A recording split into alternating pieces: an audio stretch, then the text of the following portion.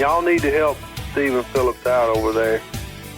Out the door and off the radio. Here's Stephen Phillips. All righty, folks, we're back with you. Hope everybody's tuned in, turned on. You can go to our YouTube channel, watch and see this young man. We have got Mark Bowden, the world-renowned body language expert, but he explains what he does better than anybody else. Tell us about yourself, man. Hi there, Steve.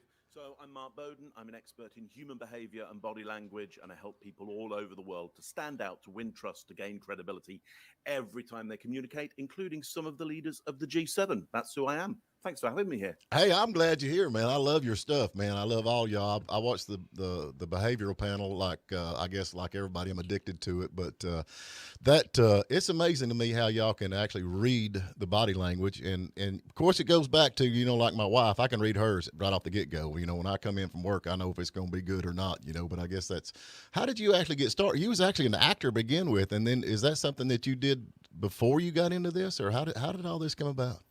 Yeah, so I started off when I was just a little kid, actually, and I was obsessed with animal behavior and then human behavior. And then I got very good with looking at pictures and creating pictures that told stories. Again, when I was a little kid. Right. Then I went off and I studied fine arts.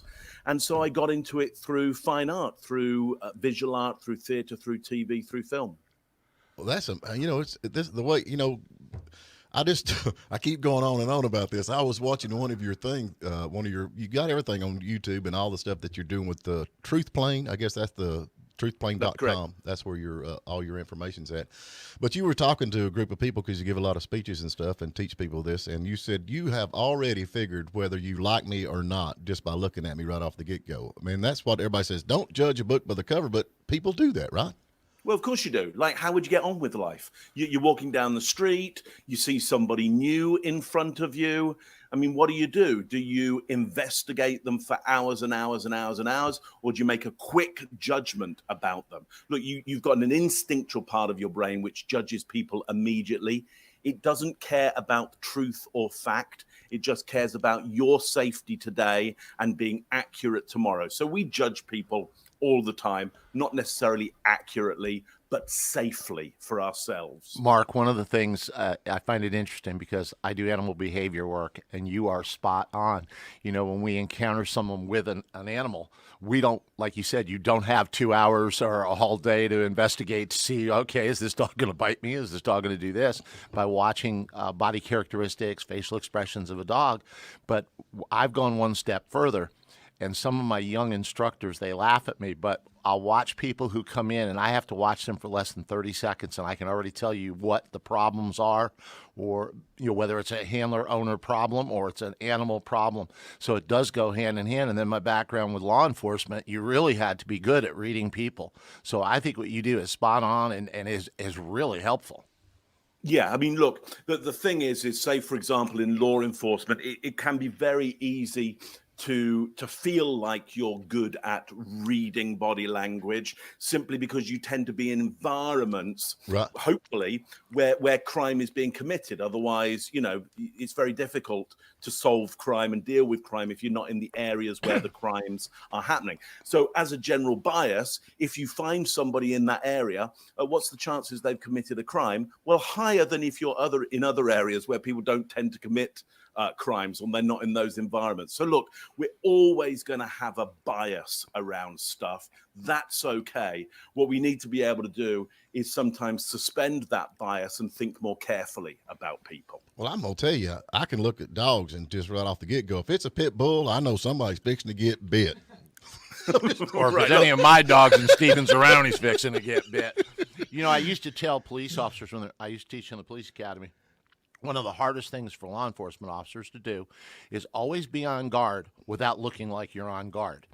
1 minute you're speaking with a lawyer or a doctor, the next minute you might be speaking with, a wino or a prostitute. You have to be on your guard, but you can't always act like you're on your guard.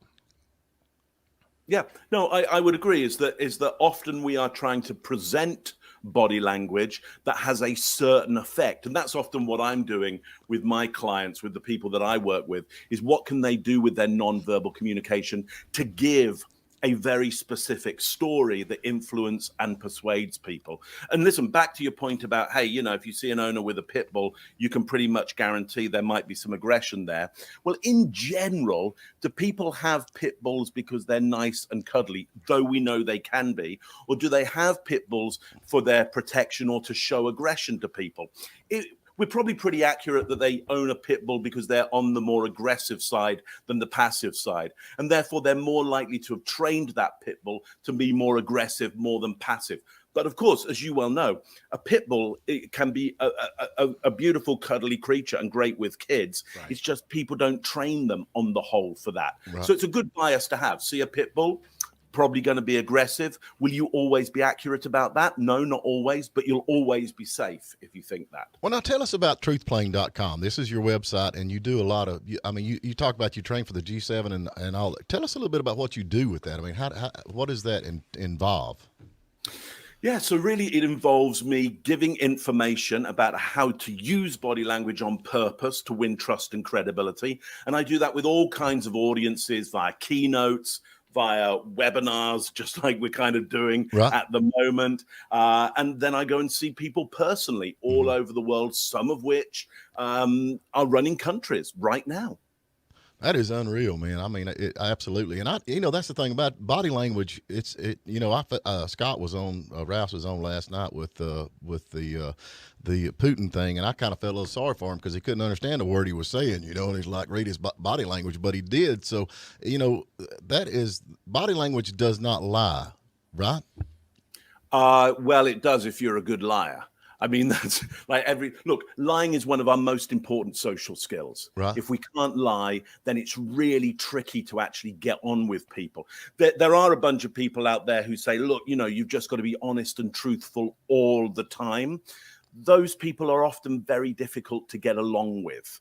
They're being kind of quite radical in their honesty. Mm-hmm. And sometimes they're just antisocial. Mm-hmm. So we have to be able to lie, and we have to be able to lie verbally and non-verbally. And so, look, we are all good liars non-verbally when the stakes are very high or even when they're not very high. So lying is important to us. We've got to be good at it. Sometimes the stakes are high. I mean, the does this make me look fat question? I mean, absolutely. We're all liars, man. Absolutely. And listen, if you were protecting somebody in your home, maybe you got some people who are after a friend of yours and they're going to do them some kind of physical damage, and you hide them in your house, and those people come round and those people say, hey, have you got so-and-so here? Well, are you going to be a good liar there or a bad liar? Are you going to be honest with them or dishonest with them? Mark, my guess is one of your tactics will be to be a very good liar in that situation. Mark, what kind of people do you hang out with that you're harboring them from the place? I'm just saying. All kinds of people. In our government today, who would you say is the easiest to read and who might be the most difficult to read? Oh, well, look, they're all easy and difficult depending on the stakes that are involved. I mean, let's think, from my old home country, the UK, Boris Johnson at the moment is having a good old time with some things that people really know to be inaccurate. Let's not call him a liar, but he's most probably being very, very inaccurate about it. Now, is he good at that?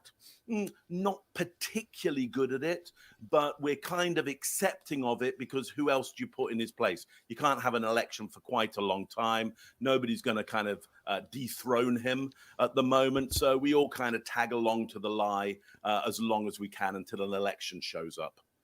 Well, I watched that the other day. Y'all were doing that, the behavior panel with the girl that pushed her kids into the lake and drowned them. I remember that, and I remember when she was on TV, and I like, she's lying. She's lying. She's like, she seemed like she was very easy to read to me, because I picked up on it.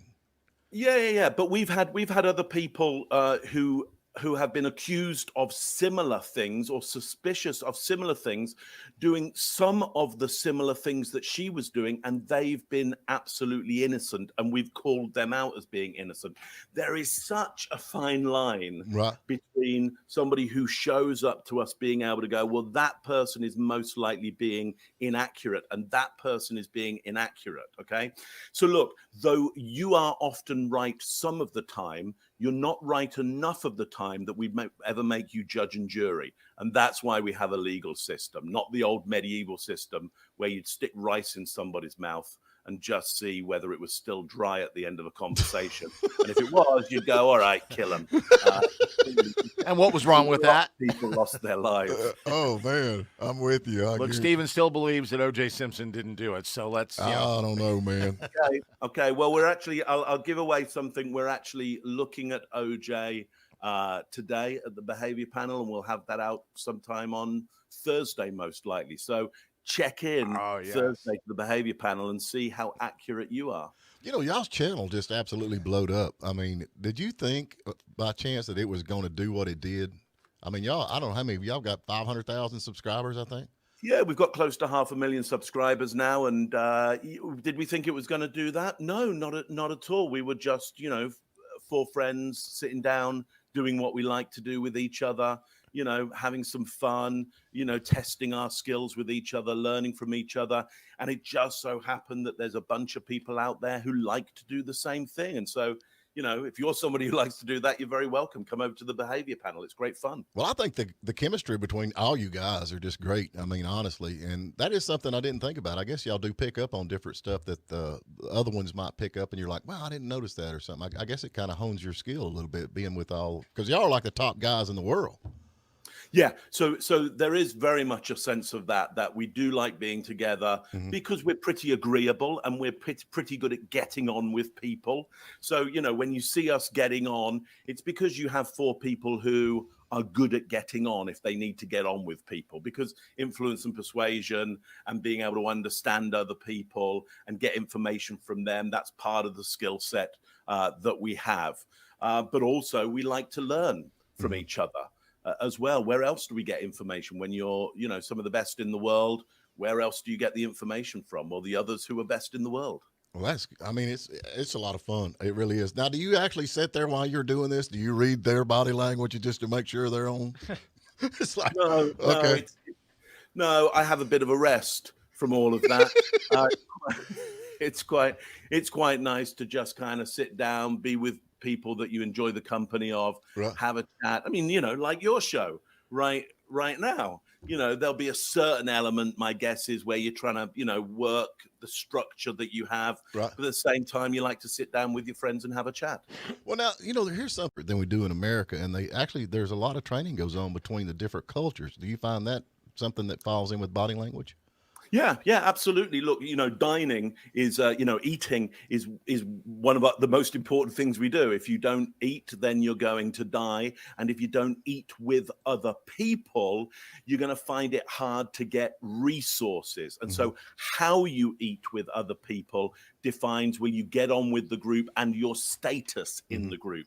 So you go to a different culture, you have to understand what the signals around eating mean. So look, the best way to work out what's happening in a culture is to ask somebody who actually belongs to that culture, not somebody who's been there, that visited, they don't know what they're talking about, okay? You want to talk to somebody who's actually grown up in it or lived in it, and they will be and say, look, what's the one thing I need to know, or the several things that I must know about when I sit down to eat, and use that information from them.